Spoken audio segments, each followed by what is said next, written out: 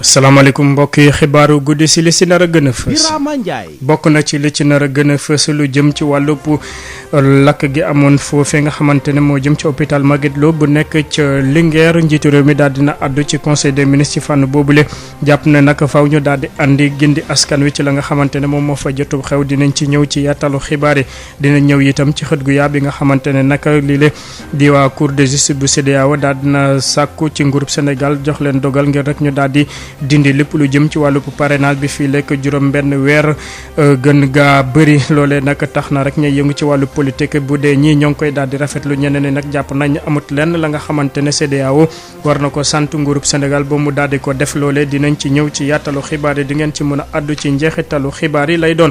nañ addu itam ci li nga xamante ne moo jëm ci ñaar fukki liggéeykat ak juróom ya nga xamante ne ñoo nekk ca usine Twyford ñu woo leen ci yoon niki altine gile fi mu ne nii seen guddi gu njëkk dinañ ko def foofee ca Ndungu Siin di xaarandi rek fii ak talaata gële ñu daal di dégmal doyen des juges daal di leen déglu ngir rek ñu xool ana fan lay wàjjante di mudd ak ay gëtam dinañ ci ñëw ci yaatalu xibaar dinañ ñëw itam ci yeneen xeetu liggéeyukaay rawatina yëngu-yëngal lu jëm ci coowal suuf ak waa Senelec ak ñeneen ñi nga xamante ne jot nañ ci daal di àddu ci fànn boobule li ni mel boole ci yeneen xeetu xibaar wax sa xalaat lu ñuy waxtaane bokk na ci ñaxtu yi daal di jibaat fu ne ci biir réew mi ak bépp secteur bokk na ci itam ci yeneen rapport ya nga xamante ne ñooy yëngu ci wàllub OFNAC ak ISE ñu daal di ko def sans suite ak it élection yi lu jëm ci wàllub dogal wala boog dakkal gi ñu fas yéene dakkal li leen di parrainage bi loolee sax bokk na ci lu ñuy waxtaane ci dialogue politique bu dialogue national bi loole dinañ ci ñëw ci njeexitalu xibaar yi lay doon ñu ànd ceeg Pape Abdoulaye.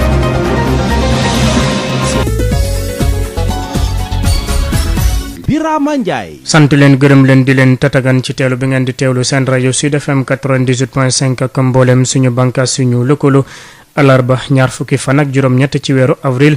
atum ñaari junni ak ñaar fukk ak benn xibaar yi ñu doore ko ci conseil des ministres njiitu réew mi daal dina yëkkati njaalam jagleel ko njaboot yi nga xamante ne dañoo lorule ñeent ci ay tuut tànk ya nga xamante ne dañoo ñàkk seen bakkan ci lakk gi amoon foofee ca unité de néonatologie bu nekk ca hôpital Magatte Lô bu nekk ca Linguère ci noonu itam président de la république sàkku na ci jëwriñ gi ñu dénk lépp lu jëm ci wàllu wér-gu-yaram mu àddi ci gindi ci askan wi ànd ci bépp leeral ci fànn boobu la jàpp na itam dysfonctionnement yi nga xamante ne nemmeeku nañ ko ci yeneen bërëb fajukaay yi ci réew mi faaw ñu daal di xool ana nees la ñu def ba daal di ci andi ay coppite fexe itam gën ka taxaw ba lépp la nga xamante ne moo fay ñol-ñol wala boog ay jafe-jafe ñu daal di ko andi saafara njiitu réew mi nag jàpp na ne nag dinañ teg ay daan yu métti ci ñi nga xamante ne dañoo nemmeeku ne ñoom ci seen wàllu bopp defewuñu li nga xamante ne moom moo war wala boog taxawaay gi nga xamante ne war nañ ko taxaw ci ñi nga xamante ne ñoo daal di loru ci fànn boobule ci conseil des ministres boobee itam ñu jàpp ne nag kile di docteur Abdou Sarr mi nga xamante ne moo démissionné nekkoon foofee ca hôpital bu Magatte Lô bu nekk ca Linguère kile di docteur Abibou Cissé nekk chirurgien dentiste économiste de la santé moom moo ko fa daal di wuutu ginnaaw liñ ko daal di tabe niki tey ji ci fi nga xamante ne moo jëm ci wàllub hôpital fi nga xamante moo hôpital Magatte Lô bu nekk ca Linguère dinañ ci ñëwaat ci suñu yeneen jotaayu xibaar ñu àddu ci mbirum politique cour de justice bu CEDEAO daal dina sàkku ci nguurub Sénégal mu daal di dakkal loi bi nga xamante ne moom moo doon àddu ci wàllu parrainage te ñu amaloon ko ni ko fukki fan ak juróom-ñeent ci weeru avril atum 2018 loole fii lekk gën gaa bëri juróom-benn weer loole nag ki la di Maître Abdoulaye Tine parti moom moo ko daal di dugal ba tax rek mu daal di ci rafetlu moom union sociale libérale mi nga xamante ne nag loole yàgg na koy xaar ci fànn boobule Maître Abdoulaye Tine ñu teewlu ko ak Amadou Moustapha Dieng. waaw réaction bu ma ci am moom mooy que cour de justice de la CEDEAO lu mu wax nekkul leneen lu dul fàttali rek li nga xam ne moom mooy yoon donc maanaam c'est une victoire du droit parce que ba ñu saisiré cour bi dañ ko demandé woon mu ardu ci ñaari poñ bu ci njëkk moom mooy mu constaté que mbirum parrainage bi nga xam ne moom la état du Sénégal dugaloon pour élection jongante yi nga xam ne mooy jongante falum njiitum réew mi en 2019 mu jàpp ni dañu jàppoon ne dëgg sërëx la que galgal administratif la woon et que loolu da doon naxasal. lu ni mel ban conséquence lay am ci élection présidentielle bi passé ak yéen loolu na mu def. bépp sénégalais am bokk ci ay jongante maanaam wut ay ndomba tànk ci askan bi nga xam ne fa la nekk. loolu cour bi ñu ci jox dëgg def ci ardu jàpp ni effectivement que obstacle la woon à la participation à des élections libres et démocratiques et que taxawul foofu kese dafa dem ci ñaareelu poñ bi maanaam dafa wax ardu état du Sénégal mu dakkal situation boobu maanaam mu dindi lu rocciwaat loi wu parrainage bi parce que méngoowul ak yoon et que loolu ñu ngi jort ne Sénégal dana ci topp maanaam li nga xam ne moom la cour bi wax. waaw loolu moom daa mel ni dafa nekk rek li nga xam ne mënta ñàkk lu mënta ñàkk moom fa mu am déjà même ci dialogue politique bi acteurs yi ñoom ñëpp daanaka d'accord nañ ci loolu wante lii lu muy dëggal moom mooy surtout jongante yii nekk suñu ginnaaw maanaam falu njiitu réew mi ci Macky Sall ci anam yuñ ko falee plutôt àndul ak yoon méngawul ak ponk ak sartu démocratie. di maître Abdoulaye Tine taxawu Sénégal ñoom nag daal dinañ rafetlu dogal googe sàkku itam ci njiitu réew mi mu daal di ko fexe doxal fexe itam lépp lu jëm ci wàllu parrainage boobee ñu daal di ko woon pour ginnaaw Moussa Taye moo addu ci seen tur ñu teewlu ko ak Aïssatou Gueye Ba. waaw yéen ñëpp xam ngeen ne ca tàng yooya ñun dañu waxoon ne parrainage baaxul amul njëriñ amul démocratie waaw ñun dañ jàppoon ne parrainage amul njëriñ amul démocratie donc tey li ñu wax tey mooy ñu delloo njukkal maître Abdoulaye Tine ak partem bi nga xam ne am nañu fulla ak fayda boo xam ne dem nañ ca CEDEAO ba mën a xeex loolu te nag ñu ngi rafetlu aussi li nga xamante ne cour bi la décidé ne que parrainage baaxul daf fi war a jógee li ñu jaaxal kay mooy nguuru Sénégal masul nangu appliquer décision CEDEAO ñu ngi ko naan nag une fois ngir yàlla na appliquer décision bi nga xamante ne tey cour CEDEAO jël na ko ci mbiru parrainage bi baaxul amul njëriñ amul démocratie xam nga ñun tey ñi ànd ak Khalifa Sall ñun amoon nañu parrainage rek kon ñun kenn mënu wax ne ñun amuñu parrainage mais ñu ko amoon bëriwul parce que ni ñu ko tegee moo baaxul dañ teg loi boo xamante ne kenn mënu ko contrôler kenn xamul ni ñu koy gérer te gis que ñoom ñoo tànn rek ñu leen neex ñu bokk ci ñu génne si ñeneen ñi donc ñun lañu jàpp ne parrainage bu bëri am dañ ko waxtaanee ba pare ñëpp ànd si ñu xool maintenant règle yi tëral ko ñu ànd si mais xëy rek sa parrainage jël sa loi jël sa ay magistrat jox leen ñuy attee loolu amul benn sens. kooku di kàddu yi nga xamante ne Moussa Taye moo ko daal di yëkk ci fànn boobule parrainage doon na la nga xamante ne daal dinañ ko nemmeeku fu ne ci réew yu bëri ci Afrique loolu itam day fexe daal di yemale parti politique yi ñuy bañ rek yëf yi daal di bëri ba jéggi doy loxo.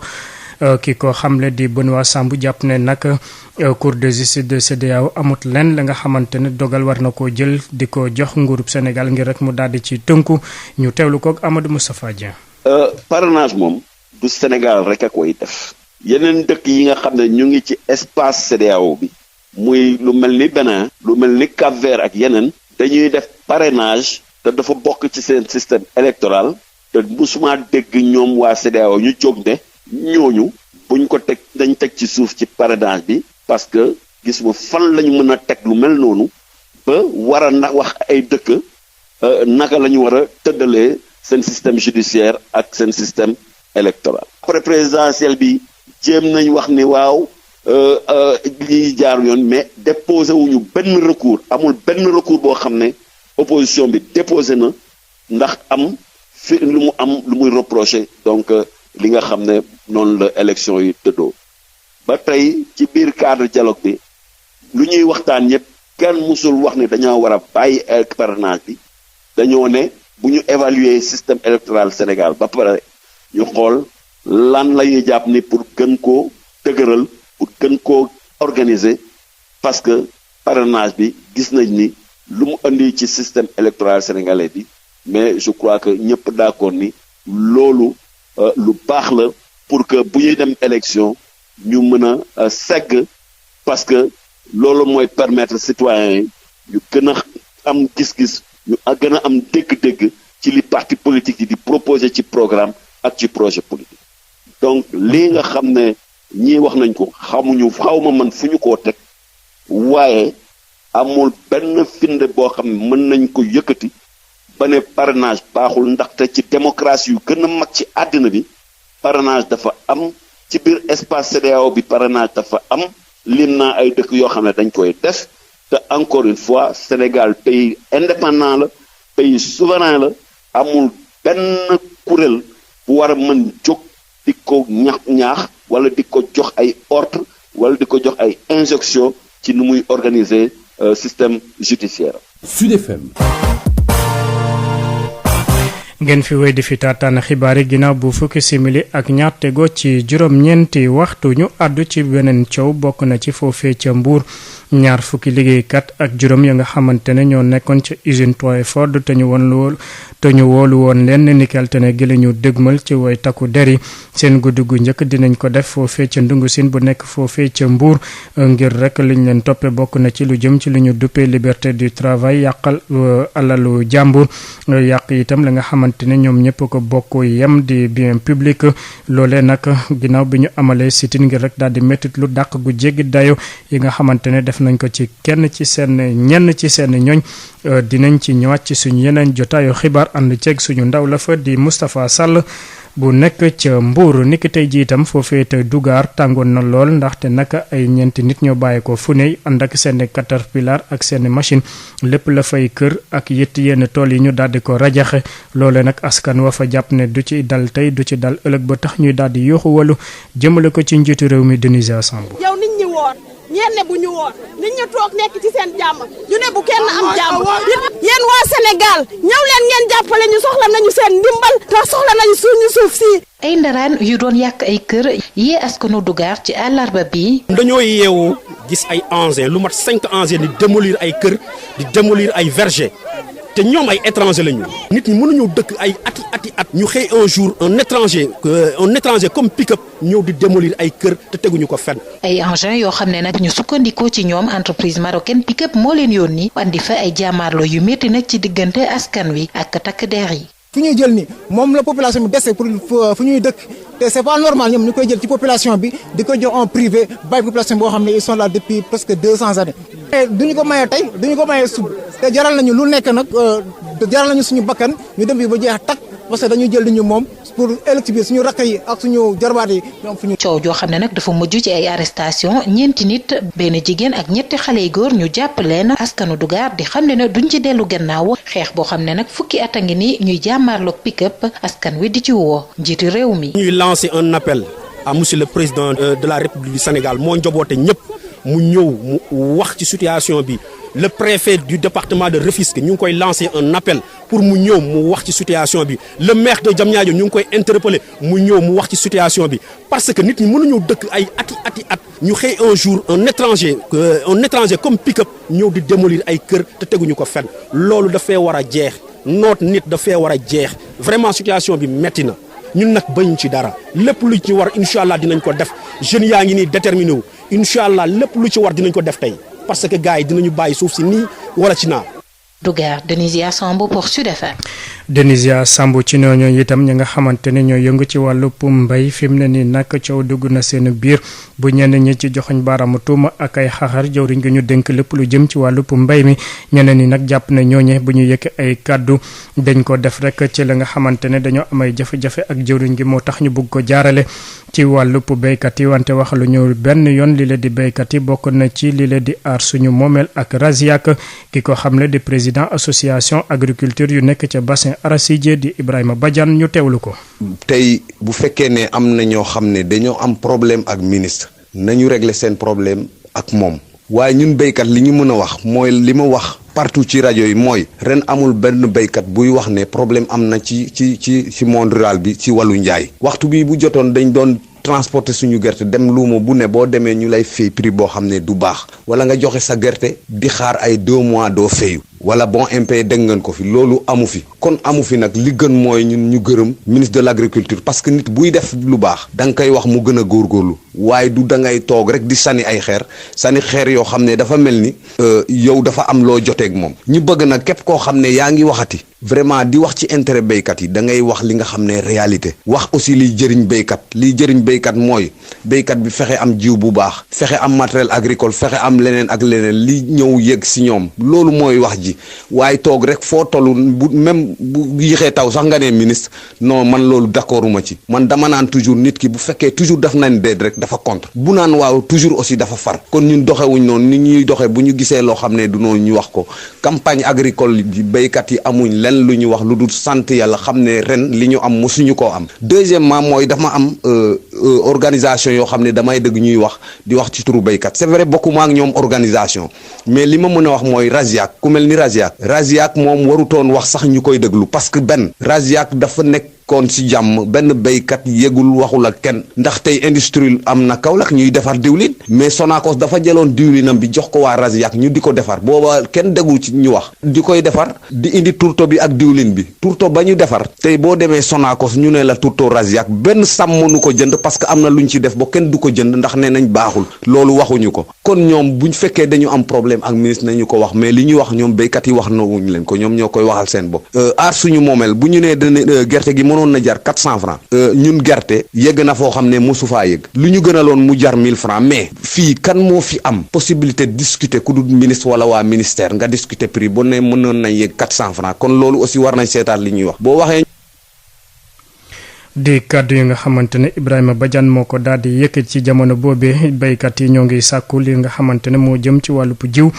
ak ay ruuj ñi leen di gouvernement bi itam ñoo ngi xool di wàccaayu nawet bi bokk na ci assainissement niki tey ji daal di nañ ci am ab ndaje ngir rek daal di xool ana nees la ñu def ba daal di andi jafe-jafe ya nga xamante ne ñoom ñoo ci nekkoon ñu fexe ko saafara laata nawetu ren jile Alhassane Sall moo nekk gouverneur bu Ndakaaru ñu teewlu ko Babacar Samb. li nga xam ni tey jii jël nañ ko comme décision ndax ñëpp xam nañu Dakar dafa bëri chantier macha allah li ñu ñaan sax mooy chantier yi gën a bëri. mooy déjà BRT bi.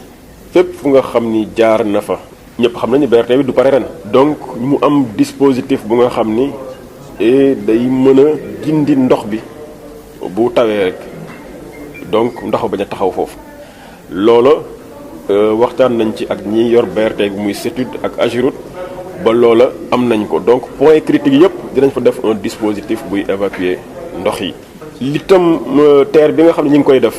muy jógee Dakar dem ba Diamniadio ca très prochainement dina egg ba AIBD mais ni mu jógee Dakar dem ba Diamniadio bëgg nañu incha allah et am nañ ko que dispositif bu am solo buy pomper ndox bi ci fi mu jaar yépp di ko yóbbu fi mu ko war a yóbbu canalisation yi mu effectif loolu itam APIX dina ci taxaw et ànd ci ak ONAS boo demee ba Tëngéej également Rufisque nga xam ni amoon nañ fi benn problème bu doyoon waar daaw gis ngeen ni amul mooy li xew suufu pont bi ak fas boobu naroon fa lap bi dugg saret boobu bëgg nañu non seulement daaw am nañu fa def mais dañu bëgg léegi mu am loo nga xam ne léegi c'est définitif problème bi réglé wu définitivement et loolu itam APIX taxaw na ci ànd ci ak acteurs Rufisque yi pour mu jeex bi des mooy fi muy jeexee muy gaaru Diamniadio bi foofu it am na liggéey bu nga xam ni sumb nañ ko fa te bëgg nañu liggéey booba mu jeex balaa taw yi di ñëw ndax liggéey boobu ñuy def mooy sécuriser gare Diamniadio bi sécuriser le pôle urbain mais également sécuriser la RN1 ba li mu amoon daaw mu muuru dagg mu bañ a am ren incha allah. di gouverneur bu Ndakaaru Alhassane Sall ci CRD bi nga xamante ne dañ ko di waajal ci nawetu atum 2021 gile ngir rek daal di fexe ñëpp ñooy yëngu bokk na ci gouverneur yi préfet yi ak yeneen ni acteur ngir rek daal di fexe mbënd du am niki atu ren ji wala boog bu naree am loraange bi du toll ni ni mel Babacar Samb. lu toll ci fanweeri décision ñu daal di koy jël si njeexitalu bile CRD gouverneur bu région bu Dakar di Alhassane Sall di sàkku ci bépp acteur ñu daal di jàppale kuréel gii di ONAS ci liggéey bi nga xamante ni fas yéene na ko amal ci xeex mbënd mi. Alhassane Sall di sàkku itam ci bépp kilifa gox-goxaan nga daal di tàmbali ci nu mu gën a gaawee ànd lii di suuf si nga xamante ni dañ koy daal di nemmeeku ci tali bi ak ci canal yi lii di anuk mbalit mi itam doon li nga xamante ni war nañ see taxaw ci ni mu gën a gaawee ba tax na UCG ak bépp collectivité territoriale war see jëm lii di seetal canal bu mag bu mbaaw itam doon li nga xamante ni war nañ koo amal fileek ñu koy daal di jooyantiwaat lii di itam ay autorisation de construire du benn maire wala préfet bu ko war a joxe te service yu ci mel ni ONAS ak AGEROUTE amuluñ ci lii di saytu bépp convention te daal di lëkkale ONAS ak yenn ci ay collectivité territoriale ba si ay service war nañ ko respecter respecté ci nu mu waree liggéey yi nga xamante ni itam daal dinañ koy tàmbali sa jagsaaw ñu war ko ndar képp laata nawet bi di ñëw gouverneur Alhassane Sall di sàkku itam ñu daal di yeesalaat cartographie bépp bërëb bi nga xamante ni njoxte nañ ne daal lii di inondation mën na faa am bépp service bu nguurub Sénégal itam daal dinañuy sàkku ci ñoom ñu daal di jàppale askan wi volontaires yi ba ci gox-goxaan yi ci ay jumtukaay lu jëm si yoon yi nga xamante ni BRT bi da ko daal di tracé gouverneur bëgg ñu daal di fay amal li nga xamante ni moo di dispositif palliatif ngir fàggu ci bépp inondation liggéeyub canal bu Daaru Rahman ak Rufisque Est itam war nañ ko matal ci nu mu gën a gaawee benn dispositif de pompage itam war na ñu daal di koy taxawal ci sortie 10 bu autoroute à péage bi féetee ci Rufisque te ñenn ci askan bi di jànkonteel jafe-jafe yi nga xamante ni ndoxum taw mi day daal di jóge foofee daal di defar yoon bi daal di lëkkale Waxinaan Nimzaat ak Yëmbal Nord Ageroute war see taxaw ñu war a jooyantiwaat itam yoon bi nga xamante ni moo daal di lëkkale Mariste ak Dalifort ngir taxaw ci jafe-jafe yi nga xamante ni BRT bi daal di ne koy jur gouverneur di sàkku ci office national de l'assainissement ñu daal di jël seeni matukaay ci nu mu gën a gaawee ngir saafara jafe-jafe yi nga xamante ni nemmeeku nañ ko ci station bu stade Amadou Barry laata ndoxteelu nawet bi ngir matale dogal yi nga xamante ni jot nañ koo jël ci bile CRD gouverneur bi di Alhassane Sall ak équipe am fas yéene nañoo amal doxu pa nemmeeku ci diwaanu pa Ndakaaru gi yëpp ngir xool ana fan la liggéey bi li daal di toll. ci noonu yow àddu ci beneen mbir bokk na ci gouvernement yu Afrique ya nga xamante ne nag dañoo daal di lajj ci lu jëm ci li leen di jëmal kanam bokk na ci wér-gu-yaram xëyub ndaw ñi ak yeneen jafe-jafe ki ko xamle di maire bu Ngaye ginnaaw bi nga xamante ne nag moo ngi doon fësalaale téereem boobu mu duppee réformer la gouvernance face au défi de la pauvreté Babacar Sow. di ab téere boo xam ne ñu ngi ciy jooyal jafe-jafe ak gàllankoor yi nga xam ne ni doxalinu réewu Afrique yi am nañ ko te borom xam-xam yi war cee wax ñu mën cee lim rek yenn feebar yi nga xamee ni mooy dal suñu réew yi te duñu sukkandiku fenn fu dul réew yi nasaraan yi ngir andi ci ay saafara di kàddu yoo xam ne mi ngi bàyyikoo ci jaraafu dëkkub Ngaye Mékhé di Maguette Wade doon cadre ci banque bi nga xamee ni moo doon saytu suqaliku réewu Afrique yi ba tax sax kii di Maguette Wade bi bindi téere bi sandik yoox jëmale ko ci njiitu réew yi rawatina président Macky Sall ginnaaw bu mu doon présenté ab téere boo xam ni mi ngi ñaan ni ñuy saytoo coppite yi nga xamee ni ñi yore léegi ci réewi africain yi mën cee sukkandiku ngir xeex ndóol Maguette Wade jaraafu dëkkub Ngaye Mékhé lañ ciy déglu. gouvernants yi fokk ñu wax livre bi nag yu mel noonu lay posé ci feebar yi am nii itam banque bi mënoon na ni ñun kat dañoo bëgg vaccin boo xam ne ku nekk ngi def sa vaccin ci sa continent ñu def vaccin boo xam ne Afrique ko mais boo leen ko waxee ñu ni déet affaire vaccin santé moom comme Nations Unies la ñun dañuy def li OMS wax ay convention moo nu lii c'est parce que nos régionaux yi nga xam ne ñoo nekk ci conseil d'administration bi bokk ci capital bi ñoom noonu lañu gis mais ñun ñoom moom suñu banque ñoo leen dalal loo xam ne dee ñu ko régler bu fekkee dañoo bëgg a dindi ndóol bëgg a développer pays africains yi il faut ñu yore ko taxawaayu africain bu mat sëkk bu ñuy fal sax président ñoom dañ ciy am kàddu goo xam mooy gën a dëgër kàddu africain di jaraafu dëkk boo xam ni bii téere bi war na mën a tax ba ñu saytu yeneen jéego yoo xam ni fa la ñu mën a tàmbaliwaat ci defaraat lenn ci li nga xamee ni nii noonu la suñu réew yi doxee Maguette Wade di dellu siwaat ci lajj bi nga xamee ni réewi Afrique yi lajj nañ ko ngir xeex ndóol rawatina am na juróom benn fukki at ba bu mu njaam dogee ak léegi. dama liggéey ci banque africaine de développement lu war a mat ñaar fukki at ak ñaar dirigé aussi association banque africaine de développement yi lu mat juróom benn at Afrique amul industrie buy produire dara loo xam ne ñu ko soxla Afrique defarul ay ordinateur defarul ay caméra mais pays africains yi ñoom kañ la ñuy gagné ci marché yooyu pour di liggéeyal seen bopp ak bu marché international amee ci beneen continent sax ñu mën a compétir parce que président bu ñëw rek ak sa gis-gis ak say série réforme ak restructuration non comme def nañ ko lu mat juróom benn fukki at te loolu génnewuñ ci nañ leen xool nu koy def. Tivaouane Babacar Sow depuis Ngaye Mékhé pour Sud FM. ñu àddu ci benn mbir bokk na ci coowal Senelec ginnaaw bu ñu amalee joxu ñaxtu ni ki tey ji prestataires yi Senelec nag jàpp na ne amut leen la nga xamante ne daal dina leen a tënk seen digg ba tax ñu war leen a mun a employé noone la ko kile di directeur principal qualité support daal di xamle di Bassirou Sylla ñu teewlu ko Amadou Moustapha Dia. Senelec ci ay activité am dafay sukkandiku ci ay ressources internes ak ay ressources externes bu ko situation bi laajee. ressources externes yooyu nag ni mu koy mobiliser benn yoon rek la mooy jël ay prestataires de service sant leen ay liggéey maanaam commander leen ay paquets de service ñu exécuter ko mu fay leen ñooña nag dañuy utiliser ay sénégalais ci liggéey boobu ñu defal Senelec waaye ñun amuñu lien juridique direct ak ñooñu ñun bu ñu livrer seeni paquet de service ñu ñoo leen di fay ñoom ñu fayaat ñooñu li ma ciy dolli aussi mooy secteur bi dafa rëy am na ndaje bu doon def fan yi ñu xayma seen bopp ni ñoom war nañoo mat ci juróom-ñetti junni société yoo xam ni ñi ngi employé juróom-ñaar fukki junni nit ci seen ginnaaw moo tax ma yaakaar ni ñeenti téeméeri nit ak juróom-ñeent fukk ak juróom-ñeent yi nga xam ne ñoom ñoo doon manifester waruñu mën a ëpp privilège juróom-ñaar fukki junni nit yooyu nga xam ne ñoo bokk situation bi. rax ci dolli contrat de prestation yu ñu lié ak Senelec saa yu société yooyu livré seeni service dañ leen di fay ñu wëlbatiku fay seen ay travailleurs. directeur général d'ailleurs instruire nañu ndax xam na ni ñoom ay nit ñoo nekk seen ginnaaw di leen liggéey ñu war leen a fay ñun instruction bi ñu jox mooy société boo leen fay ngeen dégg ni fayul ay liggéeykatam bu leen liggéeyati ak moom maanaam ñu blacklisté leen ndax ñun ñooy liggéeyloo société de prestation waaye am nañ droit de regard sur tout le processus ba ñu fay seen liggéeykat waaye amul dara lu ñu lié juridiquement ak ñoom. kon ñoom waruñu ñëw Senelec naan dañoo bëgg ku leen embaucher. déedéet. ndax ñun ñu wax ko mu leer mooy xamuñu ci yan anam la leen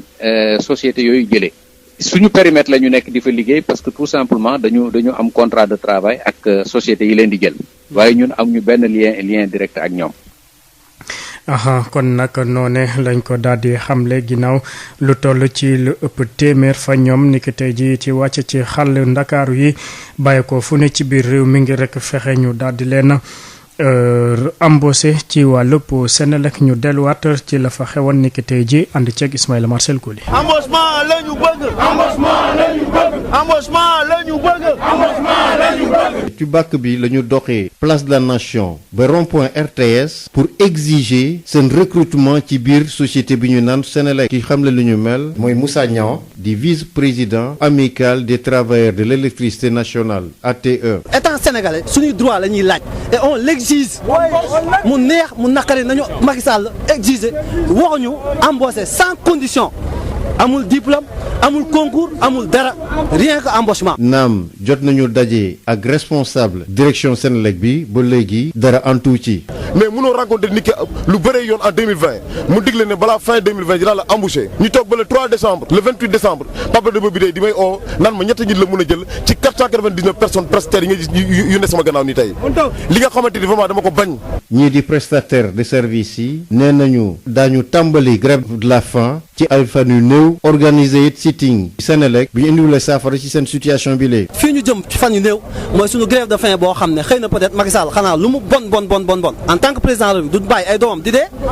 ñu toll woon ci lu ëpp téeméeri doomu aadama bàyyeeku fépp ci Sénégal ñoo amaloon bile dox ñaxtu tàmbalee ko ci place de la nation ba ci rond-point RTS. yi les prestataires ñu ngi waajal yeneen action ci bés yu ñu dëmal waaye nemmeeku nañ ci présence su membre Y'en a marre yi yu leen ñëwoon jàppale si ci seen xeex bi lee ñu àddu ci beneen mbir bokk na ci jëwriñ gi ñu dénk lépp lu jëm ci wàllu wërgu yaram ak itam